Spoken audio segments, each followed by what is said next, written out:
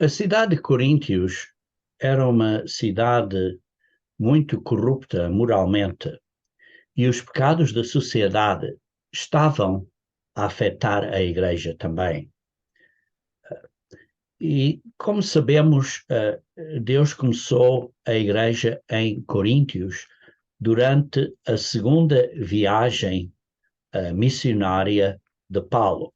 Então, para dar assim um breve resumo das viagens missionárias de Paulo, deixe-me mostrar a vocês aqui a primeira viagem. Estão a ver aqui a primeira viagem. A primeira viagem, Paulo saiu de Antioquia. Antioquia ali no norte veio a ser esta Antioquia como se fosse uma base das viagens missionárias de Paulo. E esta primeira viagem missionária dele foi basicamente aqui ao sul da Turquia, esta área de Galácia, e depois voltou de volta, digamos assim, à base em Antioquia. Então, essa foi a sua primeira viagem. Depois vemos a sua segunda viagem missionária de Paulo, e na segunda viagem missionária, ele então, em vez de ir pelo mar aqui, ele então foi de Antioquia, foi através das montanhas aqui, foi para a área de Galácia, e depois daí foi para o norte e oriente da Turquia, e daí foi guiado para ir para a Europa. Então, saiu da Ásia, entrou na Europa, aqui na área de Macedónia, que hoje em dia chamamos esta área o norte da Grécia, e depois daí ele foi a Coríntios e depois voltou via Efésios, e aí vê-se aonde ele veio a estabelecer a igreja em Efésios, mas foi daí que ele escreveu aos Coríntios e mais tarde.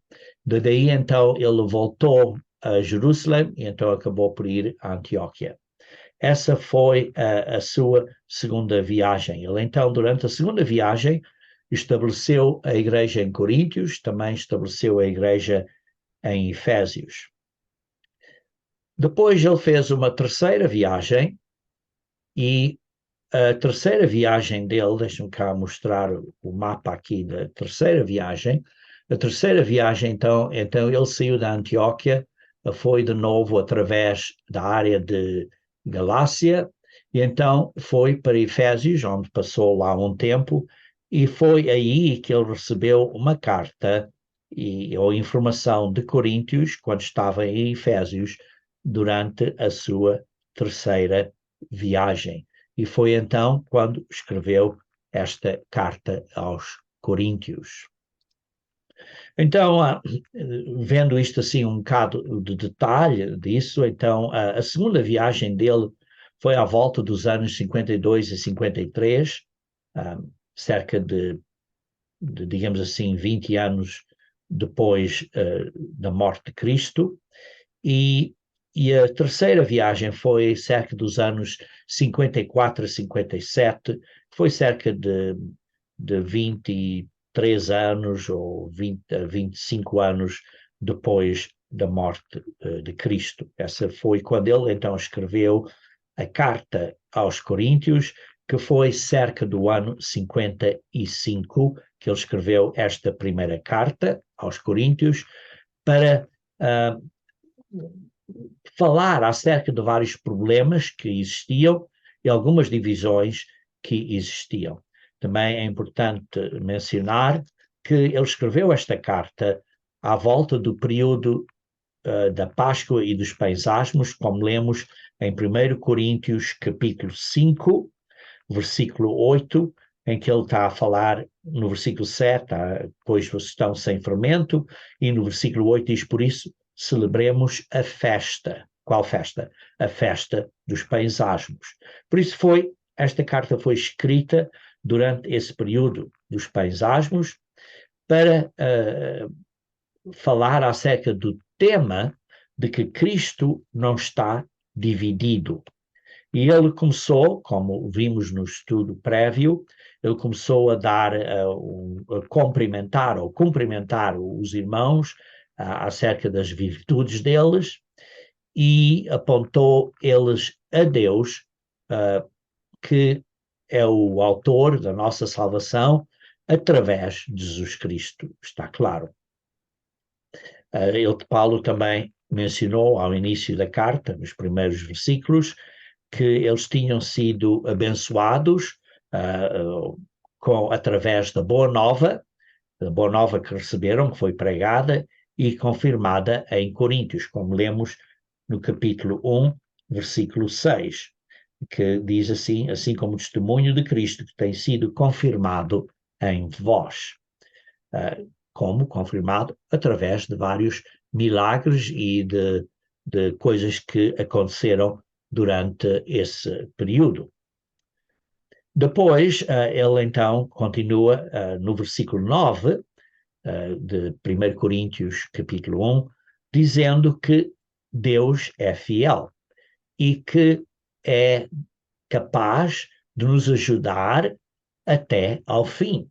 Por isso é que lê-se aí no versículo 8, o qual também vos confirmará até ao fim. Por isso Deus é fiel e nos ajudará até ao fim. Ora, isto foi a secção que completamos no estudo anterior. Hoje, então, vamos continuar, começando do versículo 10. Rogo-vos, irmãos, pelo nome de nosso Senhor Jesus Cristo, que faleis todos a mesma coisa e que não haja entre vós divisões. Antes sejais inteiramente unidos na mesma disposição mental e no mesmo parecer. Ora, vê-se que eles não estavam todos a dizer a mesma coisa. Ele diz aqui, está a rogar a eles para falarem todos a mesma coisa. Falar a mesma coisa é um ponto muito importante de sermos unidos. Temos cuidado como falamos e para não causar divisões, porque é o que se lê aqui também, que diz que não haja entre vós divisões. A palavra grega é skisma, que quer dizer divisões, rasgar, por exemplo, rasgar um papel ou rasgar um pano, está a causar esta divisão, esta facção. Mas antes sejam inteiramente unidos. Isto é, perfeitamente unidos, inteiramente unidos. Por isso, falar a mesma coisa é muito importante para haver união entre nós. E por isso, precisamos sempre ter muito cuidado como falamos, o que dizemos, para não causar divisões. Também diz assim, na mesma disposição mental e no mesmo parecer. Isto é, tendo este entendimento do conhecimento da verdade, da boa nova de Cristo, precisamos estar na mesma disposição mental, na mesma atitude mental e no mesmo parecer. Mesmo parecer ao longo do ponto de decisões práticas do que vamos fazer, o que precisa de ser feito, digamos assim, ao longo das linhas de fazer decisões, de fazer julgamento, do mesmo parecer. Depois continua no versículo 11, pois a vosso respeito, meus irmãos, fui informado pelos da causa de Chloe de que há contendas entre vós. Ele então recebeu cartas e informações e particularmente por os membros da casa de Chloe, que havia divisões entre eles.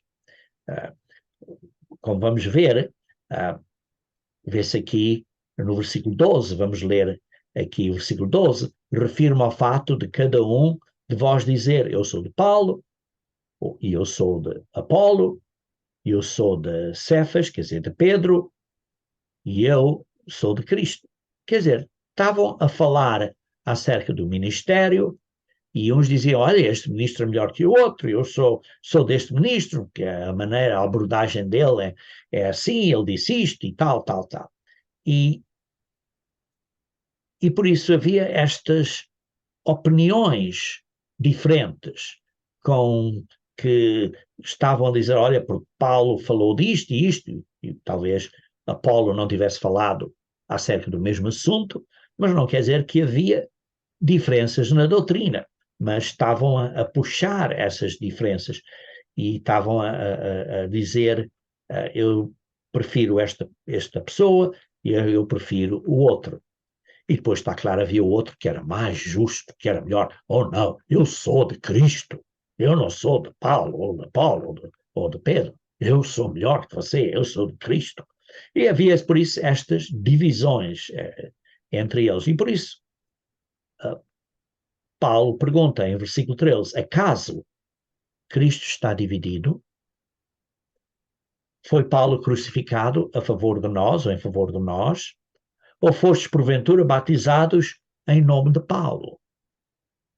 Ou foste, porventura, batizados em nome de Paulo?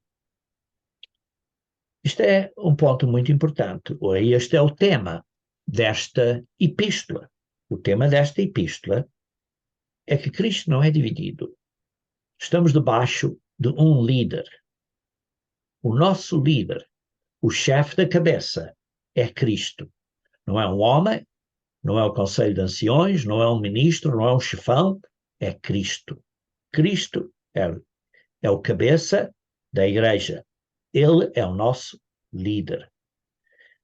E foi ele que, Cristo, que morreu por nós e que foi crucificado. Por isso não foi Paulo que foi crucificado, mas foi Cristo. Nós somos redimidos a favor de nós. Isto é, somos redimidos, somos comprados por Jesus Cristo.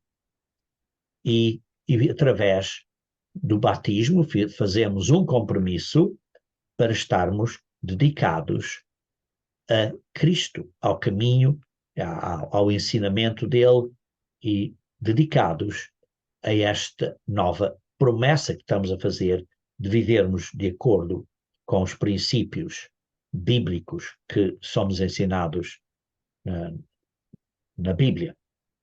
E depois aqui está outro ponto interessante, batizados em nome de Paulo. A palavra em nome de Paulo não é necessariamente pela autoridade de Paulo, porque a palavra em aqui vem da palavra grega eis, que significa em, para dentro, em nome de Paulo, para dentro de Paulo.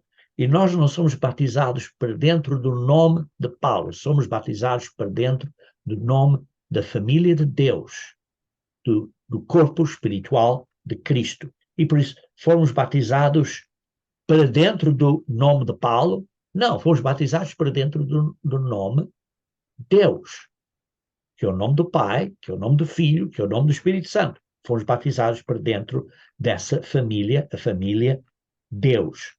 Por isso vamos ser filhos de Deus. E somos parte dessa família e fomos batizados para dentro dessa família e não para dentro de Paulo. Versículo 14 e 15.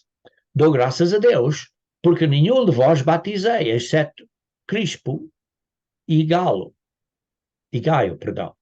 Por isso, dou graças a Deus que eu não estive a batizar muitos de vós, batizei estas duas pessoas, para que ninguém diga que fostes batizados para dentro do meu nome, uma vez mais. Por Paulo, mas que tivessem a ideia que foram batizados para dentro de Paulo, fomos batizados para dentro do corpo espiritual de Cristo. E depois ele recorda, sim, batizei também a casa de Estéfanas. Além destes, não me lembro se batizei algum outro. E ele diz, porque, versículo 17, não me enviou Cristo não me enviou para batizar. Ora, quer dizer que não nos devemos batizar, não, mas a missão, a responsabilidade, a tarefa principal, a missão principal de Paulo não era para batizar pessoas, era para pregar a boa nova acerca de Cristo e do reino de Deus. Mas o que Cristo fez e que era para ser parte do Evangelho do reino de Deus, que é particularmente o papel de Jesus Cristo, porque as pessoas nessa altura não entendiam o papel, a responsabilidade de Cristo como Rei dos Reis e Senhor dos Senhores, não só como nosso Salvador, através da morte e da redenção que Ele nos dá, mas também que Ele se tornou o nosso sumo sacerdote e que será o nosso Rei e Senhor dos Senhores, que vai governar na Terra durante o milénio e daí adiante, depois disso do milénio também, eternamente. E por isso está a dizer aqui, porque não enviou Cristo para batizar, mas para pregar o Evangelho, não com sabedoria de palavra. Paulo não estava a pregar o Evangelho, tal como o comentário de Jameson Fawcett Brown, esse comentário diz, não estava a pregar com raciocínio filosófico iniciado com linguagem oratória. Quer dizer, ele não estava a pregar o Evangelho com palavras muito inteligentes e com palavras muito importantes, dizendo, olha, uma coisa, um grande intelectualismo. Não, ele não estava a pregar desse modo, com sabedoria de palavra. Não. Para que não se anule a cruz de Cristo. Isto é, para evitar que não vamos, digamos assim, anular ou fazer sem valor o sacrifício de Cristo. Porque quando pessoas falam com estas palavras assim filosóficas e muito inteligentes e tudo, dá a parecer que esta sabedoria de palavras é o que é importante.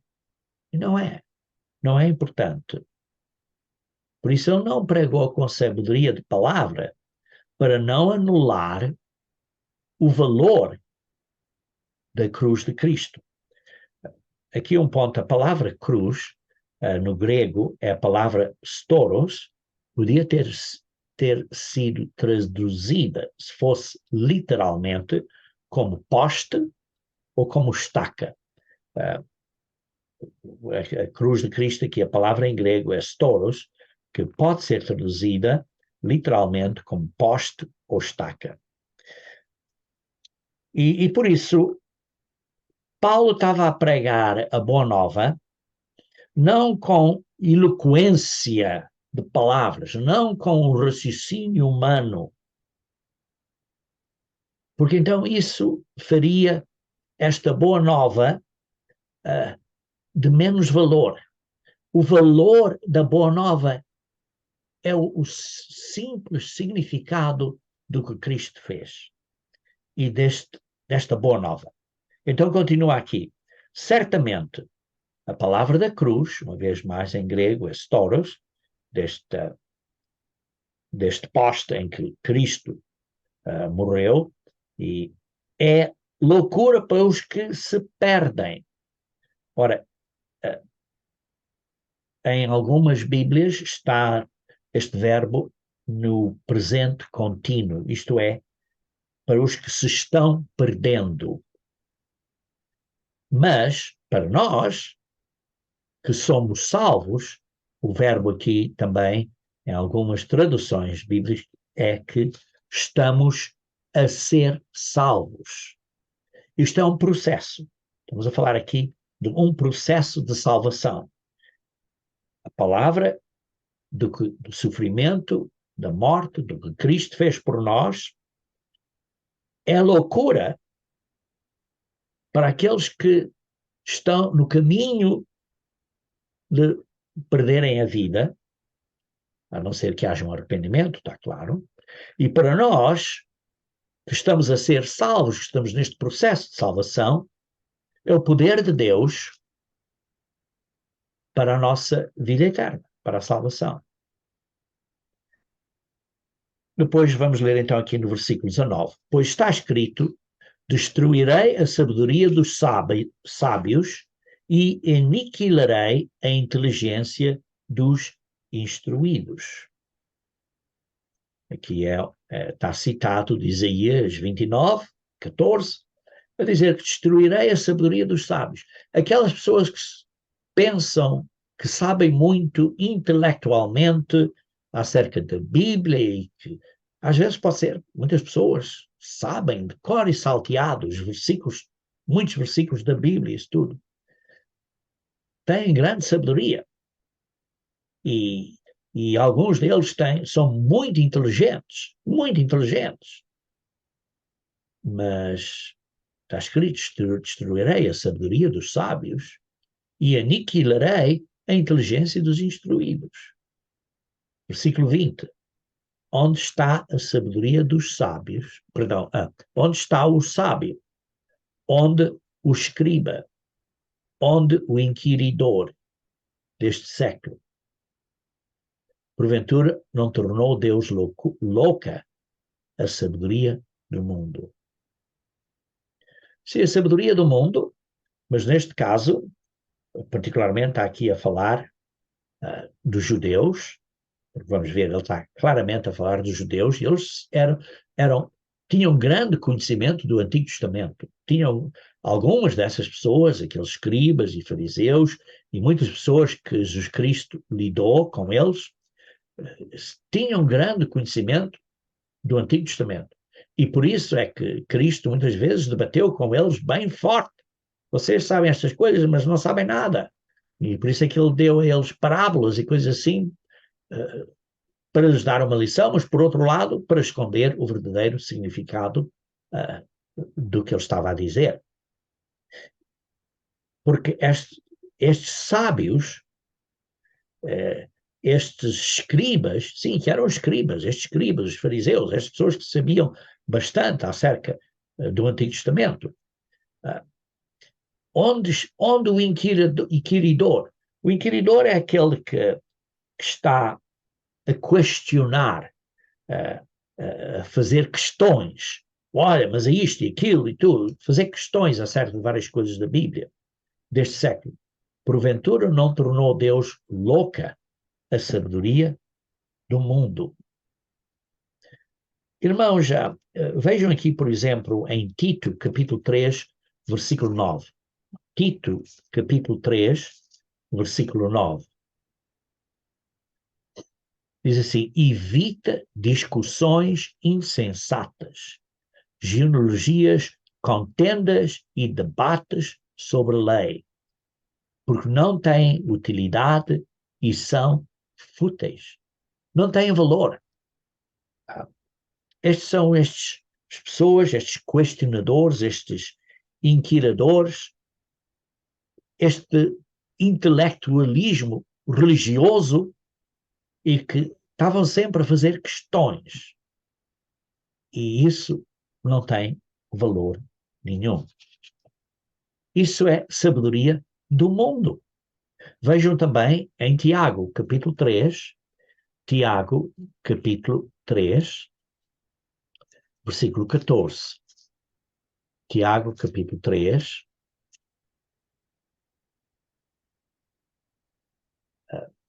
versículo 14. Ao contrário, cada um... Perdão, capítulo 3, desculpa. Capítulo 3, versículo 14. Perdão.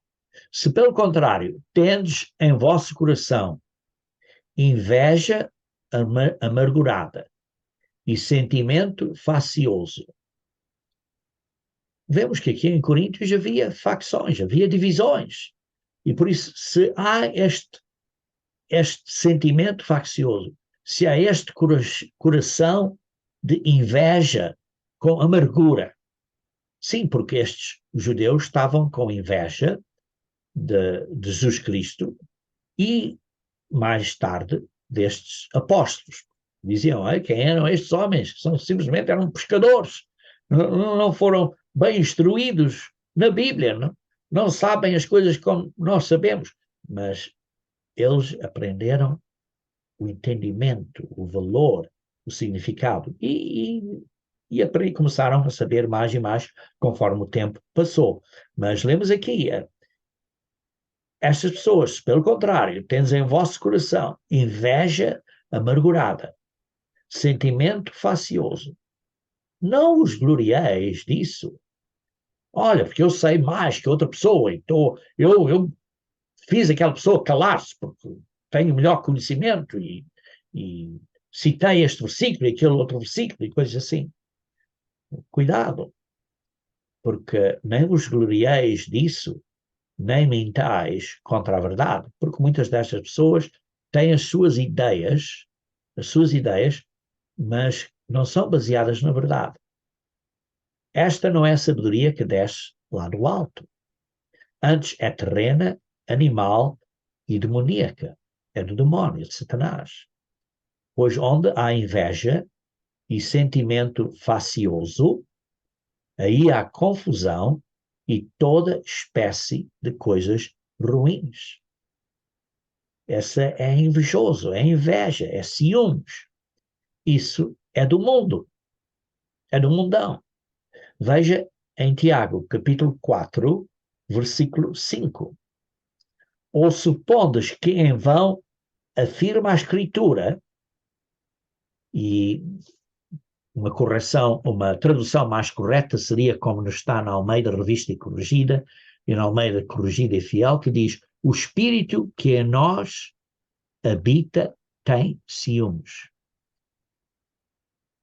Não é o Espírito de Deus, irmãos. Não é o Espírito de Deus que tem ciúmes. É o Espírito do homem no homem. O Espírito do homem no homem que habita em nós, em todos nós, tem ciúmes, tem inveja. É carnal. E essas coisas carnais é o que nós temos que vencer. Temos que vencer. E por isso é que em Tiago, capítulo 4, versículo 1 e 2, está a dizer, porque desde onde procedem guerras e contendas que há entre vós. Não está a falar guerras e contendas, por exemplo, entre a Ucrânia e a Rússia. Está a falar guerras e contendas entre irmãos da igreja, porque Tiago foi escrito a irmãos na igreja. De onde? Senão dos prazeres que militam na vossa carne, na mente carnal. Porque tem o espírito homem no homem, com a mente carnal, que tem que vencer. Tem que vencer estas coisas da carne. Cobiçais e nada tens, matais e invejais e nada podeis obter, viveis a lutar e fazeis guerras entre irmãos, por exemplo, na igreja. Porquê? Porque ainda tens uma mente carnal. Nada tendes porque não pedis da maneira correta. Por isso é que, depois continuando a ler, vê-se que tem pedido da maneira correta.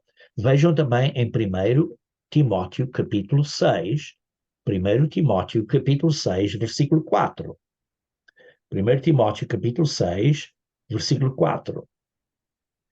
Enfatuado, nada entende, mas tem mania por questões e contendas de palavras.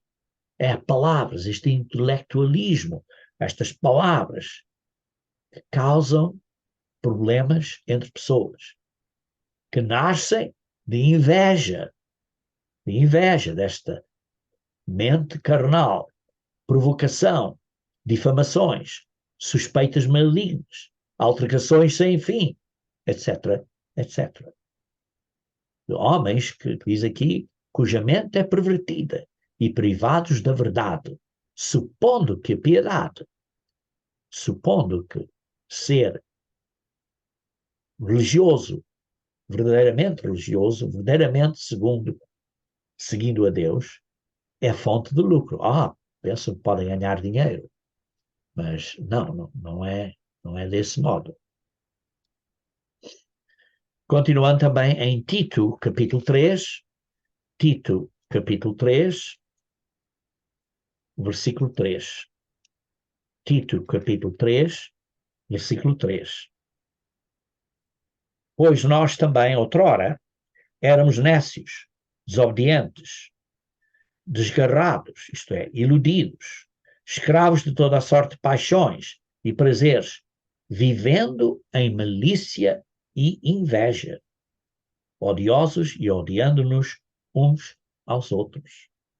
Isso é pura, digamos assim, carnalidade. Isso é o espírito do homem no homem que não está convertido e que não está a mudar do velho homem para o novo homem. Então vamos continuar a ler em 1 Coríntios capítulo 1, versículo 20. Vimos que isso, porventura, não tornou Deus louca a sabedoria do mundo.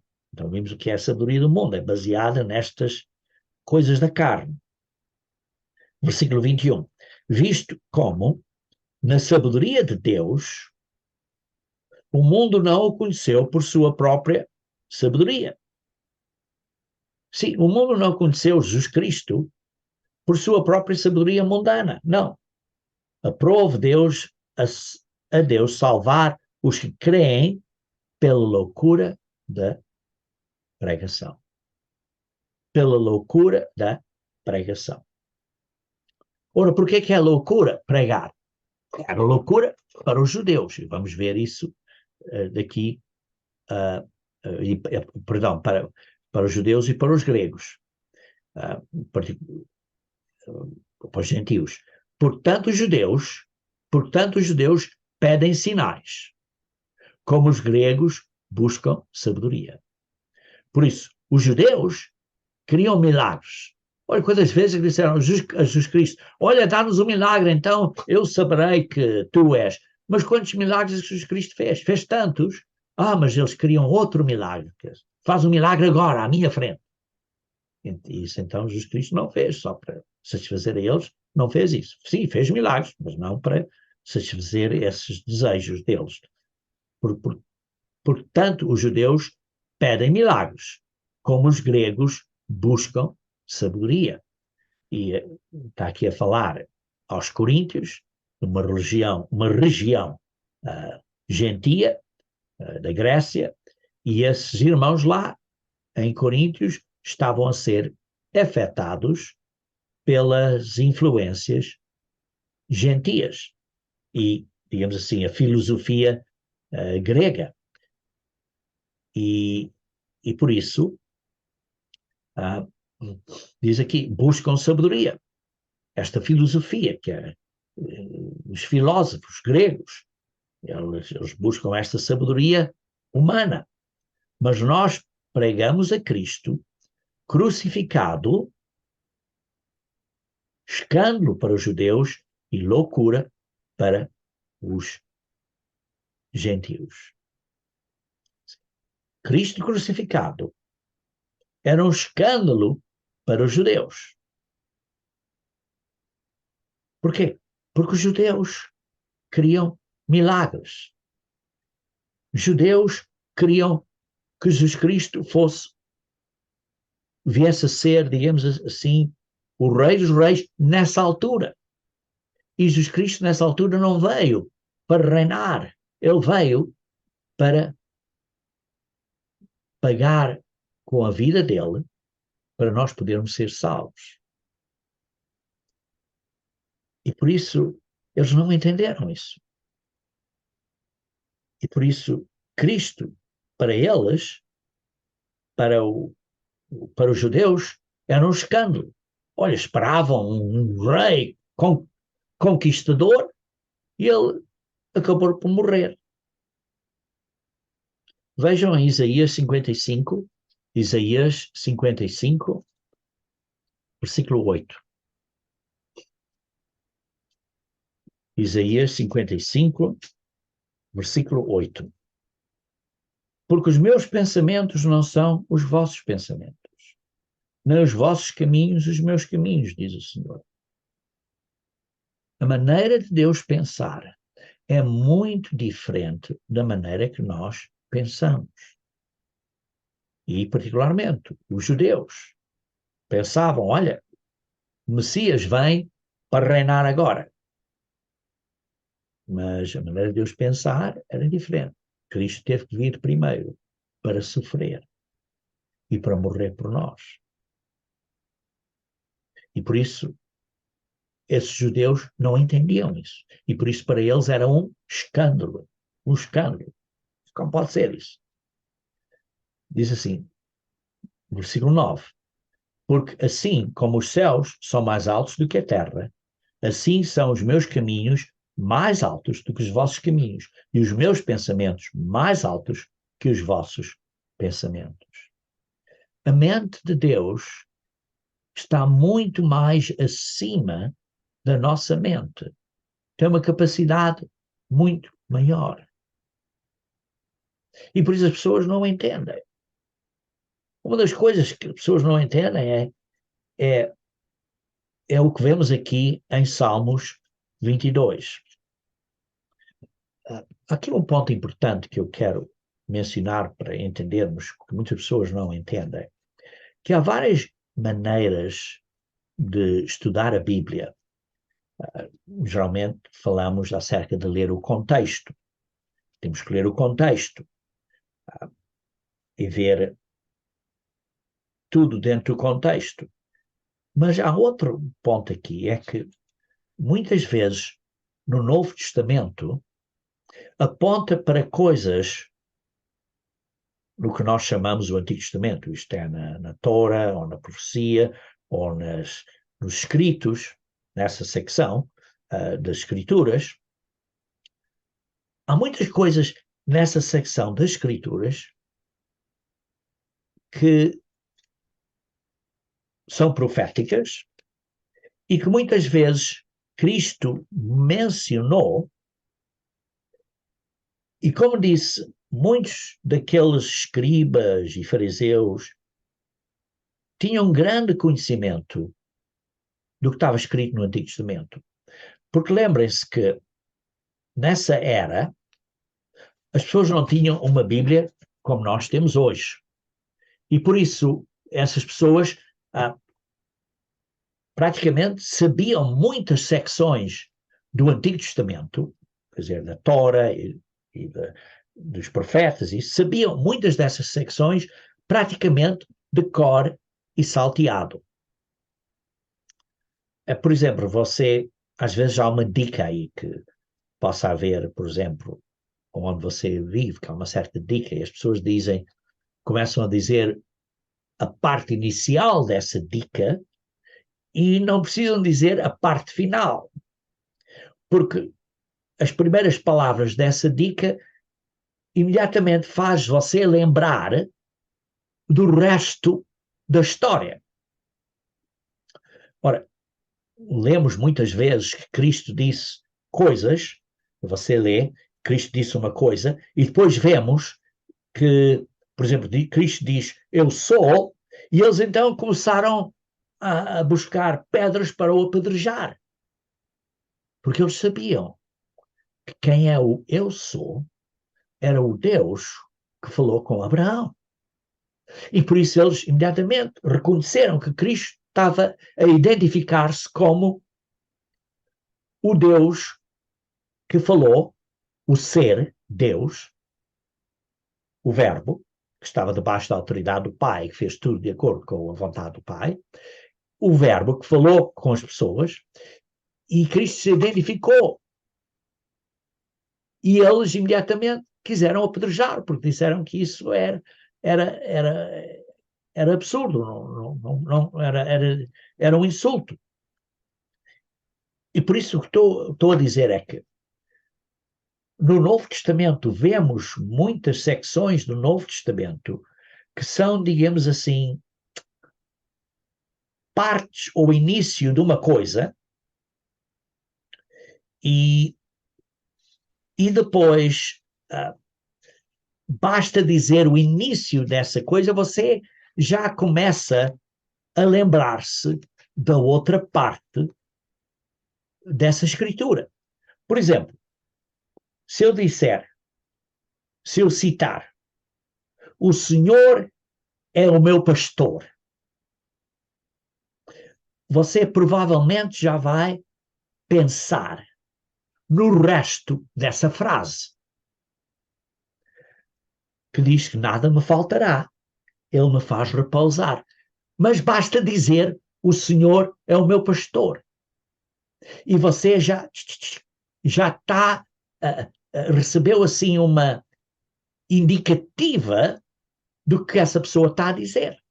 Não é preciso dizer o salmo inteiro acerca do Senhor é o meu pastor, porque se você sabe o Salmo 23, que o Senhor é o meu pastor, você já está, digamos assim, a ver o resto da história. É só preciso dizer a primeira palavra. Por exemplo, se eu disser Pai Nosso, que você já sabe as outras palavras que eu vou dizer. Eu não preciso estar a dizer o resto, porque você sabe o que eu estou a falar. Igualmente, quando Jesus Cristo disse, antes de morrer, Deus meu, por que me desamparaste?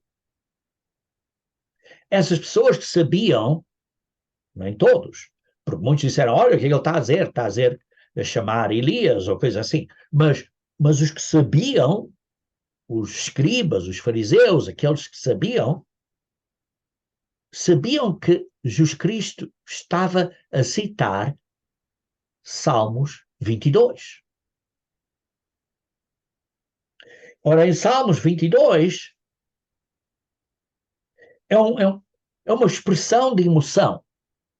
Por exemplo, você está a passar por uma dificuldade, por um teste muito grande. Você, na sua vida, está a passar, talvez, pelo teste de fogo da sua vida. E então você vai pensar, meu Deus, por que me desamparaste? Por que me estás a deixar assim? É como se fosse um barco debaixo das forças do vento e de coisas assim, sem bem controlado. Por que estás assim? Não é que Deus nos deixou, mas emocionalmente, como seres humanos, nós vamos pensar, Deus, porquê? Porquê? Mas sabemos que Deus nos vai ouvir. Sabemos que Deus nos vai ajudar. Porque no Salmo 22, você, quando ler o Salmo 22, vai ver que está a falar de Jesus Cristo. Por exemplo, estou a dizer, no versículo 6, mas eu sou verme, não sou homem, opróbrio dos homens, desprezado do povo. Todos os que me veem zombam de mim, afrouxam os lábios, manejam a cabeça e dizem, confiou no Senhor. Sim, Jesus Cristo confiou no Senhor e que o Senhor o livre. Então por que o Senhor não o tira desta cruz? Salve, pois, nele tem prazer. Ora, quando você está num teste muito forte, é uma coisa emocional que você vai ter. Deus, mas porquê que não me estás a ajudar? Mas leia aqui no versículo 19. Tu, porém, Senhor, não te afastes de mim, força minha, apressa-te em socorrer-me, livra a minha alma da espada e das presas do cão, a minha vida, salva-me das fauces do leão e dos chifres dos búfalos. Sim, tu me respondes. Deus respondeu a Jesus Cristo. Jesus Cristo nunca pecou, mas demonstra aqui que Jesus Cristo foi completamente um ser humano com emoções como eu e você. E estava profetizado nos Salmos. E Jesus Cristo, antes de morrer, possivelmente estava a pensar Salmos 22 e começou a citar Salmos 22. Deus meu, porque me desamparaste? Porque pareces que estás tão longe. Estas pessoas aqui veem como um verme e estão a dizer isto, mas sim, tu me respondes. Porque você pensa estas coisas a uma velocidade muito rápida de pensamento, não é? Muito. E depois você até lê, veja aqui, no versículo 24, Salmos 22, pois não desprezou, nem abominou a dor do aflito, nem ocultou dele o rosto. O Pai não ocultou de Jesus Cristo o rosto, mas o ouviu quando lhe gritou por socorro. Mas Jesus Cristo, sim, teve que ser, digamos assim, deixado morrer, como se fosse desamparado temporariamente, mas Deus nunca o abandonou, porque foi necessário para a sua salvação e para a minha salvação. Isso foi necessário para nós. E graças a Deus. Isto foi tudo de acordo com o plano. Mas o ponto aqui é que este sofrimento de Cristo, para os judeus, foi uma loucura. Foi um escândalo. Coisa. Ele devia de ser o rei, se Deus, se ele fosse de facto o Messias, tinha saído da cruz, tinha feito um milagre. Mas, irmãos, Deus nunca, jamais nos abandonará. Nunca, jamais. Vocês leem isso em Deuteronômio 31, versículo 1, 2, 6 e 8, mas também em Hebreus, capítulo 13, versículo 5. Vamos ler então Hebreus, capítulo 13, versículo 5.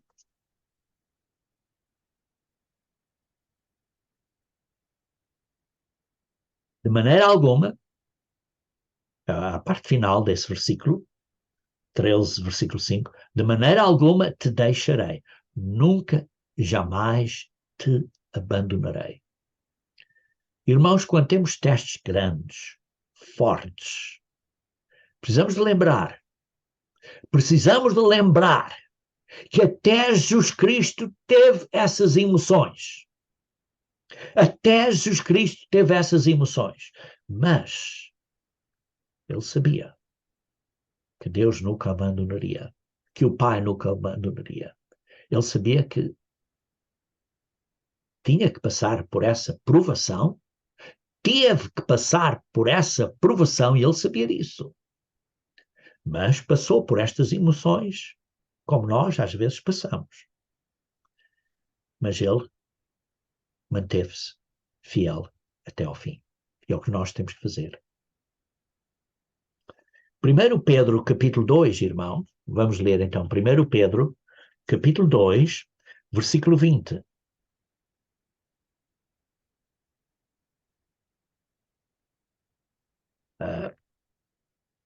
Porque glória há se, pecando e sendo esbofetados por isso, o suportais com paciência. Mas se, entretanto, quando estás a praticar o bem, sois igualmente afligidos. Irmãos, alguns de vocês que estão a ouvir esta mensagem, estão a passar por aflições muito grandes, muito grandes. E não é porque estão a praticar o mal, mas estão afligidos, igualmente afligidos, como Cristo foi afligido. Mas ele não fez nada mal, não fez nada errado. E pois sois igualmente afligidos e o suportais com paciência, isso é grato a Deus. Precisamos manter isto em mente quando temos estas grandes aflições. Versículo 21. Porquanto para isto mesmo fostes chamados. Está a entender? Você foi chamado nesta era. Não no mundo da amanhã, mas nesta era. Para quê? Para sofrermos. Pois que também Cristo sofreu em vosso lugar. deixando-nos exemplo para seguirmos os mesmos passos de Cristo, o qual não cometeu pecado, nem dolo algum se achou em sua boca. Irmãos, isto é forte, mas é cheio de significado. A vida cristã não é eu usar palavras e ser intelectualmente mais sabedor desta profecia ou daquela profecia, ou que é a marca da besta, ou que não é a marca da besta e tal, e entrar em argumentos e contendas e coisas de palavras. Não, isso não é o cristianismo. Sim, precisamos saber a verdade. Precisamos saber a doutrina correta. Mas o caminho da vida é apertado, é difícil, é difícil. Em Colossenses, capítulo 1, Colossenses, capítulo 1, versículo 24. Colossenses, capítulo 1.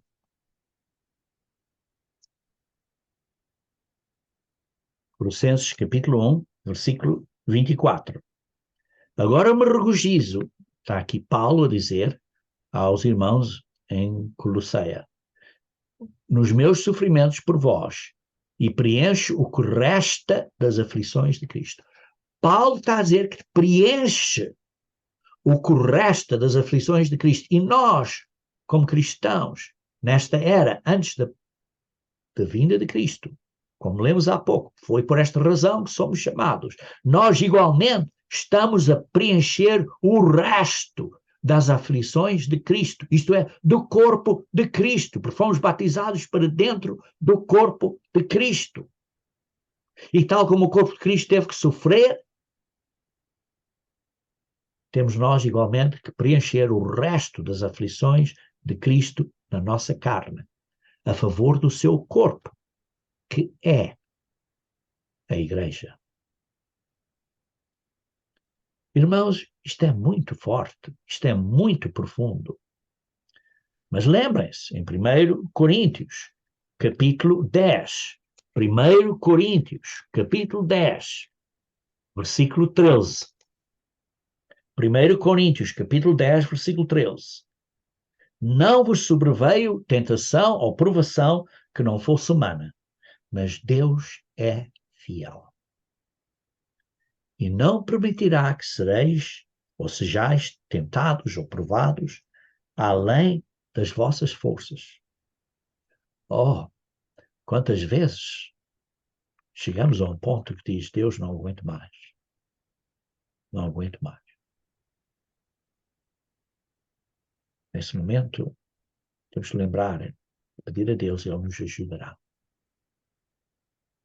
Pelo contrário, juntamente com a tentação, vos proverá livramento, de sorte que a possais suportar. Não diz livramento para não ter a tentação, porque diz para que a possa suportar. Por isso a tentação, a provação, a dificuldade vai continuar. Mas vai dar uma ajuda, um livramento, um bocadinho de ajuda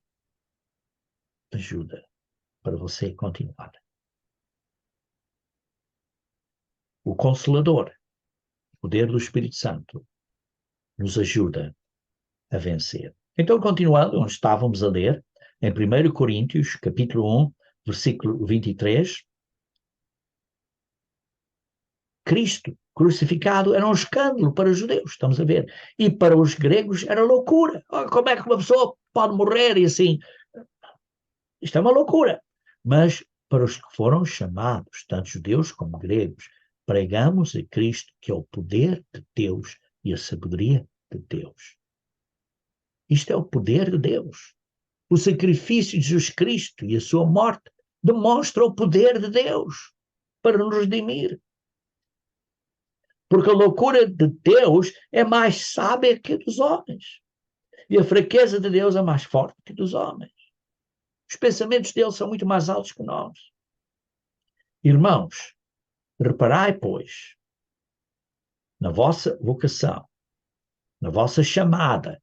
Fomos chamados para esta vocação, sermos cristãos, visto que não foram chamados muitos sábios, segundo a carne, nem muitos poderosos, nem muitos de nobre nascimento. Sim, não foram as pessoas super inteligentes. Somos entre as pessoas que as outras pessoas olham, olha quem é ele, quem é ela. Pelo contrário, Deus escolheu coisas loucas do mundo. Nós, a Bíblia diz, somos estas, não somos nada, são coisas loucas do mundo, para envergonhar os sábios no dia da manhã. E escolheu as coisas fracas do mundo para envergonhar os fortes. E Deus escolheu as coisas humildes do mundo e as desprezadas, aquelas que não são, para reduzir a nada as que são, a fim de que ninguém se vanglorie na presença de Deus. Isto é obra de Deus, não é obra de homem. Mas vós sois dele. Vocês pertencem a Deus. Em Cristo, isto é, vivendo como Cristo viveu. O qual nos tornou da parte de Deus, isto é, obra de Deus, não é minha obra, não é sua obra, nossa obra, nos tornou sabedoria. Sabedoria de Deus. Neste exemplo, vai ser sabedoria. No mundo da manhã, quando as pessoas virem, vai ser uma grande sabedoria de Deus.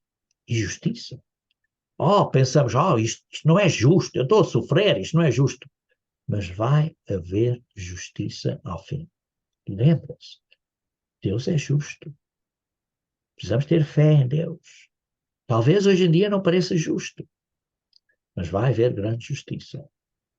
E santificação. Vamos ser santos, vamos ser separados, vamos ser como Deus é. E vai haver redenção, vamos ser salvos deste corpo da morte, vamos ter um corpo de vida eterna. Para que, como está escrito, aquele que se glorie-se no Senhor. Isto não é nossa glória, é glória de Deus. Deus está a fazer uma grande obra em nós. Sim, temos que sofrer, mas precisamos de reconhecer sempre que Deus é fiel e Ele nunca nos deixará ou desamparará.